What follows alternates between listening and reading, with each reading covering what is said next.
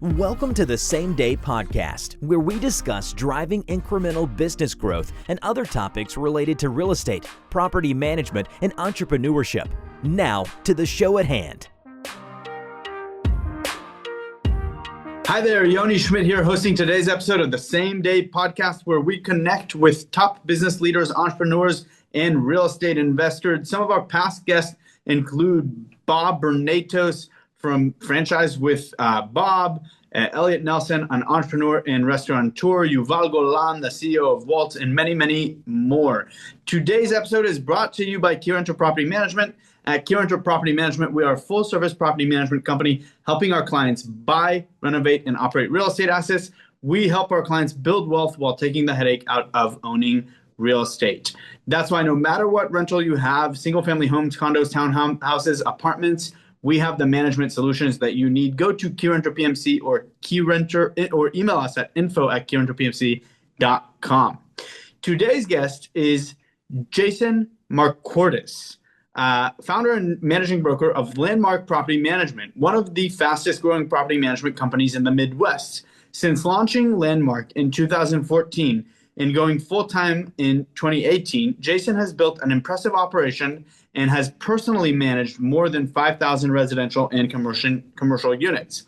Beyond business, Jason is an ultra marathon runner, world traveler, and devoted husband and father. And today we're diving into the realities of scaling a property management company, what makes the Chicago market unique, and what advice he would give to entrepreneurs looking to launch and grow their own property management businesses. Jason, thank you for being here and welcome. Thanks for having me. Let's, dive right in. Building Landmark Property Management, right? You take us back to 2014. What inspired you to launch Landmark, and what gave you the confidence to, strike out on your own? I did not have the confidence to strike out on my own. So that's why from 2014, I started the business. In 2018, I went full time. So I was a bit of a chicken there for a while. So I started in 2014 as a kind of a side hustle. I started flipping homes and I started managing rental properties for just family and friends. So a very small portfolio. And then, just built that up slowly. In 2018, I got a call from a fund out of California. They had 326 units that they wanted me to manage. So that was like the safety and security. I'm very conservative. I'm not your typical visionary entrepreneur. But that was the safety and security to know that, hey, even if things go bad, this one client alone could pay, my salary and a couple other team members. So that was kind of the catalyst to branch out and, do it full time for myself. And weren't you concerned, I guess, with that one client? I like to call them Bill the Big Fish, in the words of Mark Cunningham from Grace Property Management. I don't know if you've watched his YouTube videos. But the fluctuation in door count, right, could be so severe when you have one client who has such a huge concentration. Had that passed through your mind when you were saying, okay, I'm going to strike out on my own and do this? No. Okay. You don't know what you don't know. And I'll tell you what, back in 2018, I knew how to manage property pretty well. I didn't know a darn thing about how to run a business. And it's funny. So when I did start, Mark was my first coach, and he actually, fast forward 1 year, he walked me through firing that client. So I learned about customer concentration when I had to fire 80% of my business. Wow. But yeah, obviously, looking at that today through the same lens, absolutely. Even today, I would be like, that's a lot of units. I don't think we can handle that.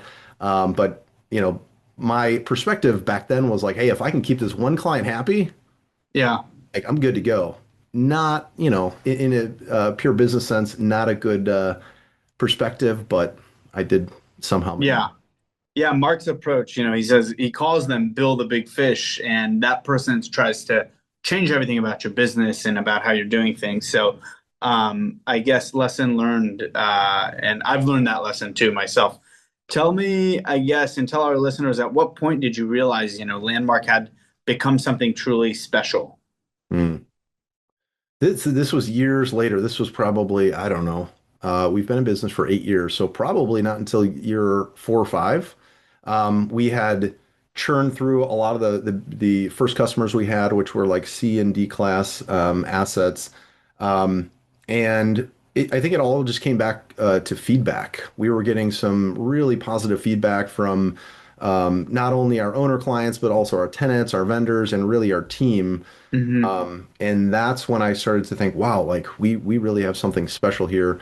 Um, suffer like most entrepreneurs from imposter syndrome, and I would always like think, man, when is the music going to stop? Like, when are they going to figure out? I don't know what the heck I'm doing. But that was kind of the turning point where I'm like, holy crap! Like, maybe we're onto something. Maybe we truly do have something that's special and something that's going to endure. Yeah. Yeah, it's hard to overcome imposter syndrome sometime. I can relate. Let's talk, I guess, a little bit about scaling challenges and growth, right? Which I'm sure you've experienced. Sure. Every fast-growing company experiences growing pains. What were some of the most difficult challenges that you faced while scaling? A couple things. So, just on the sales side, number one, so Chicago is very kind of block by block, Hmm. and our number one lead source is SEO. So we get a ton of leads from just Google searches, but about 80% of our leads are not in areas that we manage. So that's been Hmm. a real struggle, is just finding high quality leads with our ideal customer in neighborhoods that we manage. The other thing is just uh, property management in general is very system and process heavy, which Yeah. which is I'm fine with. Like that's kind of my strength. I'm an analyst or analyzer profile, so I like to look at things and kind of investigate and tinker and build processes. But um, the whole experience is not just the sum of all those processes. You can't just kill it on a bunch of different processes and expect like the experience to be positive. So it's like looking beyond those individual processes, tying everything together to make sure that Hmm. you have smooth handoffs and an owner that's being onboarded till the day he sells the property, hopefully 8 years later. Like, how has that full experience been? And that's been a Hmm. real struggle because property management in general, like what we do, that scope of work is so wide and there's so many things that we touch. Like that, I think has been the biggest struggle.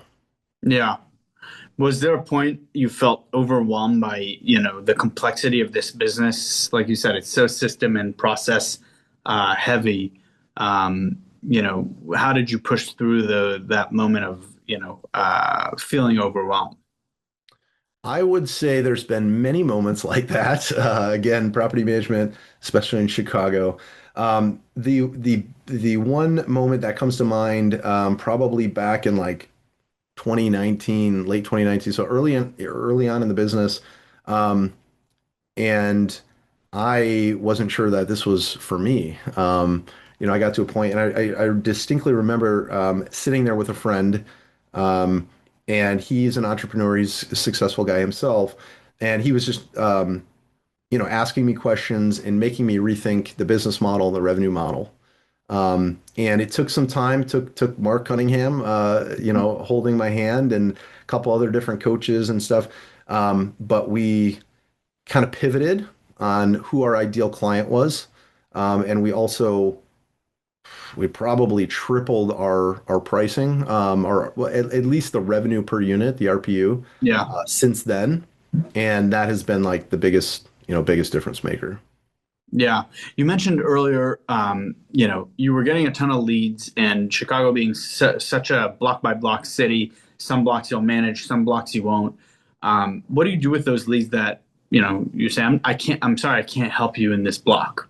right? Do you have partners that you refer them out to who deal with more complex situations in more difficult areas? Do you let them go to waste? What does that look like? We definitely don't let them go to waste, or we try not to. I don't think that helps anybody. We want to make sure whether you end up being a client or customer of ours or not, we want to provide value. We want to help you. So we try to place every single lead that comes in with somebody who can help them, depending on their situation, depending on what area, what asset class, all that type of stuff. We do try to place those for sure. Yeah. And looking back at the since you started, right? What were the mistakes that you made that taught you the most? Would you, you know, if you could restart, would you dive right in 2014 without actually, waiting those 4 years? Yeah. I would say, in specifically in regards to that, I would have always wanted to start sooner. That's for sure. Mhm. I definitely think, I wish I could have went back and really zeroed in or honed in on our ideal client. Mhm. That would have definitely saved years of trouble. We onboarded a lot of owners, a lot of properties, a lot of tenants that we later terminated and had to offboard. So it's a lot of work. Um, and yeah, just kind of trying to envision like what you want out of the business and reverse engineer that, and not just taking everything and anything that comes your way. Mhm. Let's, I guess, talk a little bit about Chicago property management, the market in Chicago. I love Chicago, love the Windy City. It's one of the largest and most competitive real estate markets in the country. How do you describe the opportunity to there today? There's definitely a lot of opportunity here. As far as like affordability and cash flow, when you compare it to, New York City and LA, which you can't make anything cash flow out there, Hmm. definitely looks good in a lot of ways. Yet there are a lot of challenges. Again, I mentioned neighborhoods, in certain areas, certain pockets, there's a lot of crime. In the government here in general, a lot of corruption, a lot of backdoor deals and stuff like that. We have high taxes and we have very tenant-friendly legislation. So Hmm. it's almost impossible to collect security deposits here. Like none of the Wow. professional property managers do. It's roughly minimum 6 months to do an eviction in Cook County. Wow. So you gotta really nail the tenant screening process for sure. Yeah. So what, you can't collect security deposits in Cook County in general or in the state? And what's the barrier there? Yeah, so technically you can. However, the legislation around it is it's so one-sided. There's so much liability that no property manager in the city of Chicago does it. So if you or there's probably a few, but the overwhelming majority do not collect security deposits. There is no right to cure. So if you did not send them their interest, their couple pennies of interest, Hmm. they are um, you're liable for the security deposit amount plus 2x that. So in Wow. three times the security deposit amount. Even if you keep it in a non-interest bearing account? Yep, you got to pay interest. Wow. Yeah, Interesting. there's just all these weird things. Like it has to be in a Illinois-based bank. They have to have a brick and mortar branch here, which in this day and age, like who cares? You have to disclose the address of that bank. If you Yeah. have, if you move it, again, it's like, what are they going to go to the bank and try to pull out their security deposit out of our account? I don't know. Yeah. Just a lot of goofy stuff that makes it very tough. And there's a lot of like public defenders that will gladly take these cases because they know if you did that for one tenant and you Yeah. have 500 units or 1,000 units, very likely that they can multiply that suit by 500 or 1,000 and win. Wow. So does that also apply to large apartment complexes? If I'm a tenant, I want to move to Chicago, I'm leasing an apartment at a large apartment complex that's individually managed. It's maybe owner operated, right? Same applies there. They probably won't collect a security deposit. Yeah, well, there's a couple different options. We were doing surety bonds. Mm-hmm. through like Obligo or Rhino, Yeah. the guarantors, I think. There's a couple different companies, but a lot of those have pulled out of our market just because they've been losing their butt on it. Yeah. We've been doing move-in fees for quite a while, but they just passed a law. So as of January 1st, 2027, um, there needs to be a detailed receipt as far as where that move-in fee is going. It has to be applied towards something. It can't just be Mm-hmm. like, hey, we're collecting $500 just to collect it. It has to be for like hard expenses. So, um, The yeah. junk fees legislation, essentially, is Yes, what they call it. that is separate, but yes, that's actually included in that. So yeah, now we need to cap our application fees at $50. We can't charge any kind of lease admin fee. We can't charge maintenance fees. We can't charge renewal fees. Wow. Yeah, Yeah. anything. Sounds like there's a lot of legislation that's kind of like fencing in the business and just the industry as a whole. Um, Back to just like the Chicago property management market, what would you say, I guess, is it a saturated market in property management? Are there room for new operators to succeed? What's your general sense on the market there? I think there's plenty of property management companies here, but there's definitely room for new operators, high quality operators for sure, can Yeah. do well here. Um, but yeah, I mean, I think there's always a need for good property managers. When you do the math, it's like, I manage 0.01% of the rental properties in Chicago. So, Yeah. yeah, it's a very big pie that we're chopping up here.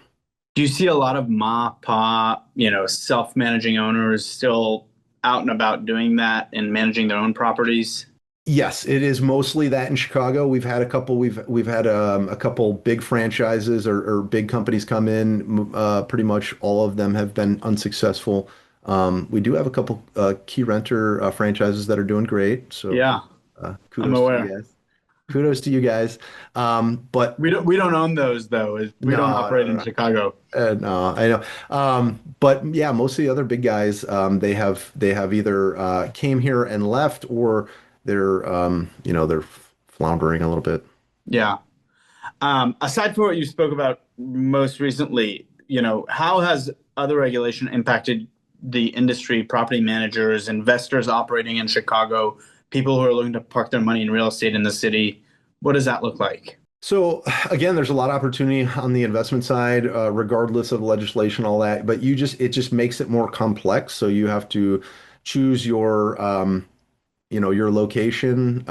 You have to be very, very wise with that. You have to be very tough on the tenant screening side. We're seeing a lot of fraud here. I'm sure you guys are Yeah, too. it's prevalent in the industry. What kind of fraud? Let's lean into that. What is the type of fraud that you're seeing? I mean, mostly around the application side. So we see, identities. We see fake pay stubs. We see fake income verification. I mean, fake everything. Um, Yeah, I don't someone know. will put their brother or their cousin or their aunt, uncle, whatever, as the person who would verify their employment, right? Or their Yeah, we yeah. see that. We also see that on Facebook or wherever, there are folks who sell packages, for $300 you can buy everything you need. So a fake ID, fake pay stubs, fake Wow. everything. And they submit it as a package. Luckily, we have a software that I don't know if you want me to mention names, but we have a software that Sure. we're using Verifast for fraud detection. Been very happy with them. I've also heard great things about Findigs and some of the other ones, but that has been very helpful because some of the things that kind of give the fraud away are very tiny, just like even like formatting, between one check stub and the other check stub, like you can see they're not perfectly aligned or whatnot. So, Hmm. um, but yeah, fraud detection has been big.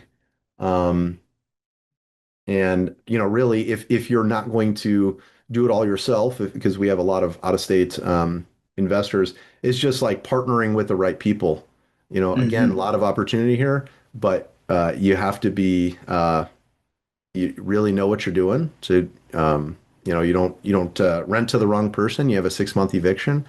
So either you know what you're doing or you find the right partners. Yeah. Let's talk a little bit about, your experience starting a property management company. If someone in the US today, could be in Chicago, could be anywhere, wanted to start a property management company, what advice would you give them? I would tell them to think long and hard about that. Do you really want to do that? And if you do, that's great. It can be a great industry for sure. But you need to know like what is the end goal and what kind of life do you want to live? Hmm. Um, Property management, I think building it from the ground up, you are going to be a very busy person for a very long time, which is fine. Like I personally, I'm like addicted to getting tasks done. Like I just love crossing things off the to-do list. So property management in a weird way works really great for me. Yeah. But if you don't thrive off stress and chaos and constantly being busy, then it may not be for you. But again, I do think it can be a really great industry. I think there's a lot of opportunity, especially in places where it's a little bit easier to manage. It's Hmm. probably less labor intensive and a little bit easier to scale. Yeah. What's the single most important thing that a new emerging property manager, entrepreneur, someone who's coming into the industry should focus on in their first year? Yeah. If I you had will to say, if you have to do this all over again, what would be the first thing that you're focusing on? yeah, two things. Number one, document everything. Yeah. So one of the biggest things I see is like people their business, it kind of starts slow and ramps up, and you hit a ceiling where you're kind of stressed out of your mind. You're going crazy 60 hours a week, um, but you can't hire anybody because everything is up in your head. And you have processes because you're following them, but you just have never gotten them out of your head and put them on paper. So Yeah. document everything so when that time comes, because you're going to be too busy at that time, uh, so you can hire somebody and you can just delegate that, hand them off, train it, and that'll be easy, or make your life way easier. The second thing is definitely get coaching, get guidance. There are a handful of really, really good coaches in the property management industry, and they have done so much for me. Yeah. Love that. Any big shout outs that you'd give aside for Mark Cunningham? Yeah, yeah. I talked about Mark. He was my first coach. Worked with Tony Klein. He's been Hmm. amazing. And Profit Coach, Oh yeah. probably my favorite vendor of all time. Um, Daniel and Brad. yep, yep. We work with Gregory. He's been Okay. amazing. So, yeah, love all three of those. Nice. Love that. Um, what would you say is the biggest mistake a new property management company could make? I think again, like thinking that all business is good business. You want to hone in on your ideal client very early on in the process, and you want to pursue those, and then you're going to get a lot of things coming at you, shiny objects, and you want to make sure that you try to stay focused as much as possible. The second thing I would say is like identify your USP, like what makes you unique, because like you said, it can be a crowded market. So what makes you unique compared to the other 1,000 property management companies in the city? Yeah. You mentioned shiny objects, and in the world of property management, there are plenty of vertical integration opportunities, right? That they seem shiny, and you say, okay, well, I'm servicing all these properties. I can go start a cleaning business or a plumbing business or an HVAC business, Yeah. right? And you actually went and did a little bit of that, and you started Windy City HVAC Repair, which I love the name. Um, what led you to launch that business? How is that vertical integration improved your operation, improved the service for your clients, and how is it going? It's going. It's been a learning experience, been a very expensive journey. I probably could have paid for a 4 year college tuition with what we've spent Wow. so far. Um, But I have been haunted over the last couple of years by, I think it's a Warren Buffett quote. It's not about how hard you row, it's about what boat you're in. And, property management, while we've built a great company, I'm very proud of the team that has built that. Um, it's very tough business to scale. And when I think about the road ahead, I struggle to figure out the roadmap to 20 million. I'm pretty confident I can get it to 10 million, maybe 15, and I'm not quite sure about 20. Either way, those milestones are very far out there. Um, I don't think it's a business that most people can scale to 10 million within, 5 or even 10 years. Um, Hmm. so I was looking for something other than that can scale a little bit quicker. I had hired a coach to help build out our maintenance team, and he said, "Yeah, I can definitely help you do that. That's probably a $2 million opportunity. But what I can also do is," he said, I took my HVAC company from 1 million to 30 million in 5 years. Wow. So I can Who's help you that do guy? that. And I said, well, I like the 2 million, but the 30 million sounds great. So uh, I ended up building the maintenance team with our internal management team. So we went from one text to seven texts within the last year. And then at the same time, I've been building Windy City HVAC repair. Nice. Love that.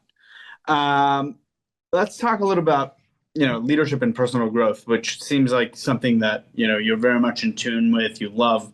As an ultra marathon runner, you clearly embrace endurance and discipline, right? That doesn't just come easily, I guess. And, tell us a little bit about how that mindset influenced your approach in the world of, business. I think, yeah, it has definitely changed my perspective in a couple different ways. Number one, has taught me, I think, just patience and like long game. I everything is not instant gratification.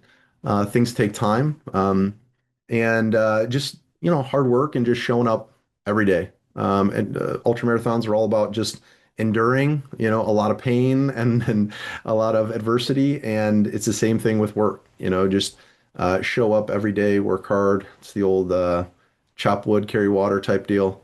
Um, and yeah, just, it's almost, it's crazy the similarities between ultra marathons and life in general, but, also entrepreneurship. Yeah, love that. Um, what are you doing right now in terms of personal growth and leadership development for yourself? Who are you listening to? What are you reading? Would you share a little bit about that with our listeners? Yeah. So like you had mentioned, I run a lot. So I have the privilege of listening to a lot of audiobooks and podcasts and all that good stuff. Huge Ed Milet fan. So Okay. he's one of my top guys. Alex Hormozy Yeah. and a couple of motivational guys. I do listen to a little bit of Goggins, Andy Frisella, Hmm.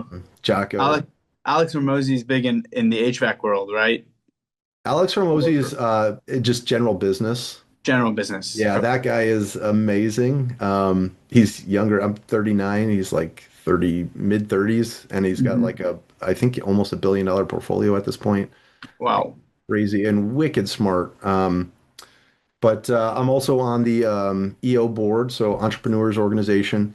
Yeah. That's really helped open my mind and just surround myself with some really intelligent operators and just leaders, and just kind of help me grow as well. Love that. Yeah. Our CEO is also part of EO. That's a big commitment. Oh, that's So awesome. love it, Jason. Well, thank you, I guess, so much for being here with us, educating me, enlightening our listeners about your journey and what property management businesses in Chicago is all about. It's a tough business, so if you need property management services, reach out to Jason. How can our listeners connect with you? And tell us a little bit about your ICP or deal client profile. What are the owners and investors that you're looking to work with? Yeah, absolutely. We are looking for folks who are looking to invest in multifamily or commercial properties. A and B class assets. And they are truly looking for a trusted expert in the industry. They want to be hands off, and they can trust us, and they can lean on our expertise. So you can Google Chicago Property Management. We are number one company in Chicago for that. So reach out. It's chicagospropertymanagement.com. Or just Google Chicago Property Management. We'll be there. Yeah, we'll put that in the comments in section below. Cool. Thank you. Awesome. Thanks so much. Thanks for listening to the Same Day Podcast. Tune in to a new show each week and be sure to subscribe to get future episodes.